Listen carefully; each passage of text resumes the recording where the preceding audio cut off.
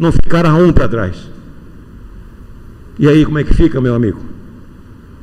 Como é que fica? Quando o homem tiver moral suficiente, todos os problemas, tudo que nos vem preocupando será solucionado. É o problema da ecologia, da falta de água, é da energia, é da alimentação, as drogas, tudo vai mudar e muda quando isso ocorrer. Foi o recado dos Espíritos. E eu tomei de lá para cá essa ideia de começar a verificar se de fato estava melhorando as coisas. Se o homem estava andando para frente ou andando para trás. Meu Deus do céu, hoje nós vemos a internet, por mais que tentaram, não conseguiram e não vão derrubar. É uma libertação, entra em todos os cantos, se revela. Estão vendo agora o que está acontecendo na Europa, nos Estados Unidos, revelando, né, os dossiês guardados. Quanta hipocrisia! Jesus falava isso. Não falava isso, meu querido Lúcio? Hipócritas é o que mais ele falava na sinagoga. E hoje, se ele estivesse aqui, diria a mesma coisa: hipócritas. As nações fazem todo um salamaleque, mas na hora de redigir os relatórios usam da hipocrisia, da arrogância, fazendo pouco da ignorância dos outros. Tem um saber enorme e não passa para aqueles que necessitam. Dominam aqueles valores como se fossem deles particularmente, porque eu estudei, eu consegui e é meu, não tenho que dar para povo nenhum. Quem quiser que faça seu esforço. Ora, mas é tão fácil. Se Deus assoprar, você perde toda a sua razão e fica na rua arrastando o seu pé e quem sabe um saco nas costas para juntar quinquilharia também, para ter uma razão de viver. Nada é nosso, a não ser as oportunidades. Nós somos filhos do homem, e ele é rico, ele é milionário, ele é biliardário, e tudo que ele tem é meu, é nosso. Nós somos filhos de Deus. A não ser que algum dos senhores vai dizer: não, eu não quero, renuncia à herança. Tem alguém aqui que quer renunciar? Vou negociar, vou ficar com a sua parte. Não tem. Não tem. Mas o que é a riqueza que nós estamos amealhando e vamos levar? Seriam os bens materiais? Seriam as contas poupudas que nós acabamos levando para os paraísos perdidos? Será isso? Ou os valores espirituais? O crescimento do ser para herdar esse universo todo. Por isso que Jesus veio trazer o seu evangelho sem medo, sem receio nenhum. Ninguém vai ao Pai senão por mim, pelos meus ensinamentos, não na minha garupa, não nas minhas costas. Desce, os que quiseram subir nas costas dele, ele falou: desce, anda você com as tuas pernas, porque eu andei com a minha. Equivale a dizer isso. E o Pai, se nós nos colocarmos na condição de humildade, nunca nos deixará de atender. Nunca. Mas nunca mesmo. É agora, é já. Não é para daqui a um dia. Depende apenas da nossa força de vontade. Dizem que o universo contribui a nosso favor, e é mesmo. Só que ele é burro, ele não sabe se é certo ou errado, ele não raciocina. Depende do que você der, ele dá de volta. Quando eu vejo as pessoas pedindo somente dinheiro, eu lhe pergunto: meu Deus do céu, ele não vai deixar de dar, vai dar. Mas só que depois vai ser perguntado: o que você fez com tanto dinheiro que eu te dei? Tornou-se mais egoísta do que já era, mais usurário do que já era, mais prepotente do que já era. Porque se o processo é outro, se o processo é olhar a todos com amor, quando eu tenho alguma coisa, eu me defendo daquilo que eu tenho. Enquanto mais eu tenho, mais eu procuro ter. Eu comecei a entrar no mesmo processo da desmemorização, vamos assim dizer, para não ofender ninguém. A minha memória fica sendo usada para um trabalho diferenciado do que aquele que na verdade foi criado. Mas a espiritualidade nos deixou à vontade.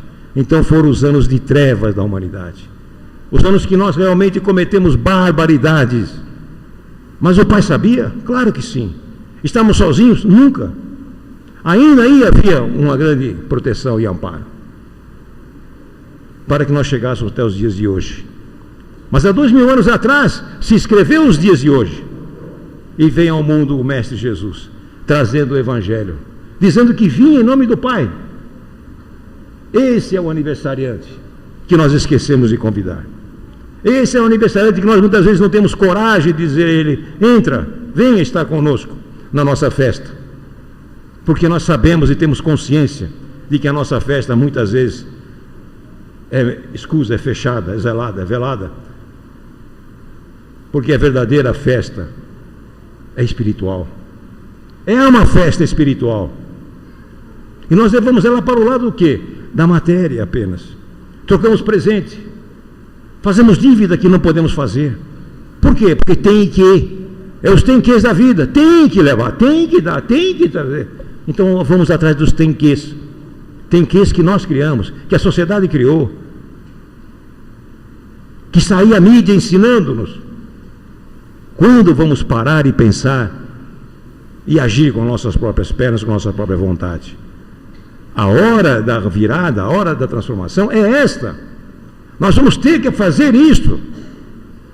Porque ninguém que esteja lançando uma novela, esteja faturando, esteja no pico da audiência, vai mudar porque ele quer. Porque ele não quer. Ele quer deixar cada vez mais ela no pico elevado. Vai depender de quem? De nós. Se nós ligamos a televisão, se nós estamos lá, é lógico que ela vai estar realmente no pico. E vende caro e ganha muito. E mantém o povo numa condição de ignorância. Olhe bem. Ainda há aqueles que já começaram a desabrochar dentro dessas empresas. E que tentam por todos os meios possíveis fazer alguma coisa positiva. Tem, sim senhor, tem. No Evangelho segundo o Espiritismo tem a história do homem de bem. Quem era o homem de bem? Um miserável? Um pobretão? Era? Um ignorante? O homem de bem era um homem de bem. Um homem inteligente, que continha empresas, que sabia multiplicar o dinheiro, que conhecia as leis, que era honesto, correto, não sonegava, não vilipendiava ninguém, não usufruía dos outros, do seu trabalho, da força humana, porque esse é um dos maiores erros que nós podemos praticar. Não tem coisa pior. Não precisava juntar para si. Enquanto mais tinha, mais desdobrava, mais desabrochava e procurava ajudar as pessoas a terem uma vida digna, honrada, honesta. Como é que fica isso? O homem de bem era um coitado? Não. Coitados são aqueles que têm, guardam, usurpam e usam dos outros como se fossem suas limalhas. Nós temos já a escravidão que veio e acabou. Princesa Isabel, não foi? Se ela pudesse voltar, hein? O que ela estaria falando? Nós continuamos do mesmo jeito. Continuamos na mesma situação, não mudamos muito não. Fazemos até as coisas com certo rebusque, né? Enfeitamos mais o pavão. Então, se Jesus estivesse aqui, diria também: hipócritas. Mas o momento é de reflexão. A humanidade caminha para um momento maior, maravilhoso de crescimento, de despertar. E nós temos que festejar esse Natal. A vinda de Jesus ao mundo nos trazer a grande esperança de que nós estamos a caminho da melhora. Somos um espírito perfectível em processo de perfeição. Ninguém ficará para trás. Ninguém se perderá. É uma questão apenas de tempo. Claro, o sofrimento vem. É natural que assim seja. Porque Deus não poupa ninguém. Eu posso poupar um filho. Ah, coitadinho, está passando, mas não vou deixar, não vou apertar ele não. Mas Deus não tem isso não. Aperta. Aperta porque ele não tem perigo. Morrer não tem importância que ele morre. O que é o corpo para Deus? Ele está avisando nós, espíritos. É isso que Ele quer, que nós aprendamos. E o que Ele está fazendo é em nome do amor. Em nome do amor. Nós, quando corrigimos um filho, não corrigimos em nome do amor. Corrigimos de ódio, de raiva. Essa é a verdade. Colocamos toda a nossa ira, todo o nosso acervo de coisas muito tristes. Mas Ele vem nos convidando há 2000 anos, na certeza de que um dia mais, um dia menos, nós haveremos de entender os seus ensinamentos, o seu chamamento. É Natal, meus irmãos. E é preciso meditar sobre isso. A luz que veio para a humanidade. Ele veio trazer o despertar e a razão de estarmos vivendo. E não há riqueza maior do que as conquistas espirituais. O resto é o resto. O resto nós deixamos aqui no mundo, não levamos embora. Kelvin Van Dine, um médium, um espírito americano, que aproveitou de Chico Xavier quando ele esteve na América do Norte. Uma vez só ele foi para lá. E ele deixou claro, dizendo que espírito não tem bolso e caixão não tem gaveta. Nós só levamos as conquistas espirituais. Olha bem o que é o senhor Chico Xavier. Que bagagem que ele levou para o lado de lá, hein? Que bagagem, meu Deus do céu. Que coisa linda. Ah, mas ele já era... Sim, ele tinha preparo anterior. Isso não foi de uma hora para outra. Tinha preparo anterior. São aqueles espíritos mais velhos do que nós, mais idosos do que nós, que vêm de outras épocas, de outros momentos, de outros planos superiores, mas servem para nos ensinar. Deixam lições maravilhosas. E Jesus falava por parábolas, justamente para que ficasse os seus ensinamentos, se perpetuasse, se eternizasse para a humanidade. Ensinamentos que hoje nós podemos pegá-los e é como se ele estivesse aqui falando novamente. Porque ele falou para a humanidade, não falou para aquela época dele.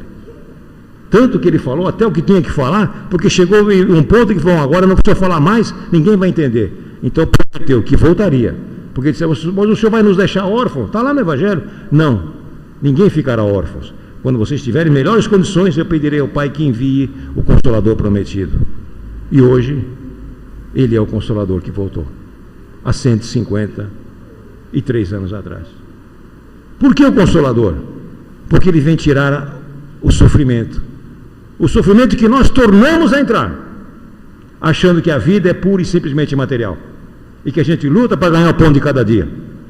É muito pouco, meus irmãos. Ah, mas eu ganhei na loteria. Quantos milhões?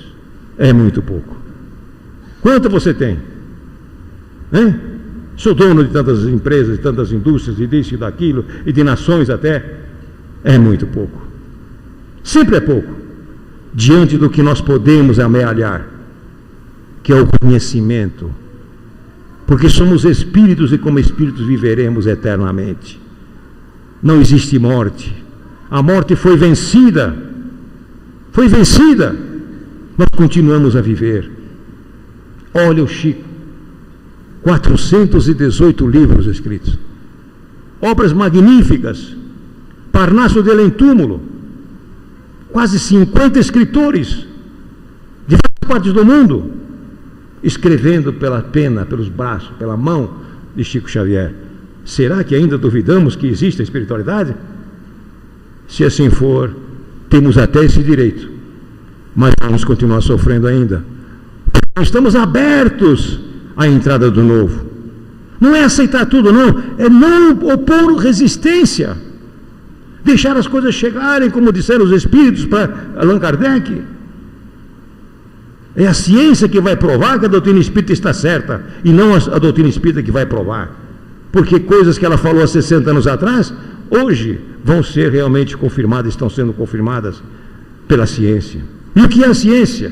Que foi vista até outro dia como um demônio que estava presa na sacristia das igrejas, como para a psicologia, e de lá só saiu o que queriam os padres e a religião organizada.